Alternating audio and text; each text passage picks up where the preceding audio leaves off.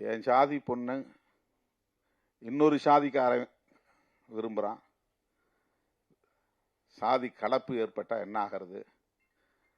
என் தகுதி என்ன, அவன் தகுதி என்ன அப்படின்ன உடனே அவனுக்கு ஆத்திரம். அவனுக்கு எந்த தகுதியும் இல்லை, அவனை அழித்தொழிக்கணும், அவனை வெட்டி சாய்க்கணும். இல்லைன்னா எனக்கு அது குடும்ப கௌரவம் போயிடும், சாதி கௌரவம் போயிடும். இந்த உணர்ச்சி மட்டுமே திணிக்கப்பட்ட நிலையில் அதில் மட்டுமே இருக்கிறவன் பின் விளைவுகளை பற்றி கவலைப்படுறதில்லை. இப்படி ஒரு கொலை நடந்தால் அதுக்கு பிறகு சட்டம் வரும், காவல்துறை வரும், கைது செய்வார்கள், சிறைக்கு போக வேண்டி வரும், ஆயுள் தண்டனையே கிடைக்கலாம் அல்லது மரண தண்டனையே கிடைக்கலாம்.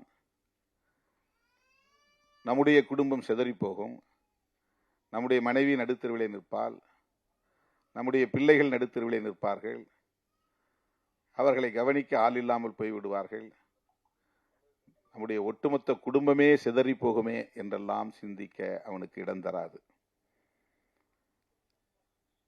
வெறும் புலனறிவு, ஆறாம் அறிவு இல்லை.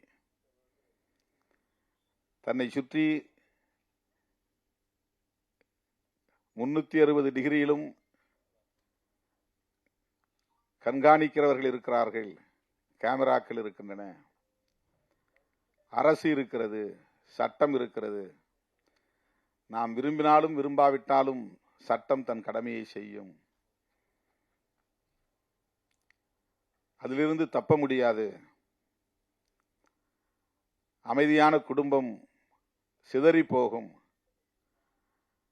இதையெல்லாம் சிந்திக்க மூளைக்கு நேரம் கொடுப்பதில்லை. சிந்திக்கிற ஆற்றல் எல்லா மனுஷனுக்கும் உண்டு, அதனால தான் எல்லாருக்குமே மூளை இருக்கிறது. ஆனால் சிந்திக்க நாம் மூளைக்கு வாய்ப்பு தருவதில்லை, உணர்ச்சிக்கு வாய்ப்பை தந்து விடுகிறோம்.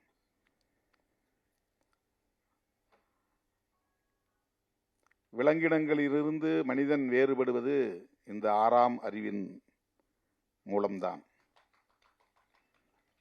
இதையெல்லாம் யோசித்து பார்க்கிறவன், சிந்தித்து பார்க்கிறவன் முதிர்ச்சி அடைகிறான், பக்குவம் அடைகிறான், பிறருக்கு வழிகாட்டுகிறான். சகோதரத்துவம் மேலானது என்று நம்புகிறான்.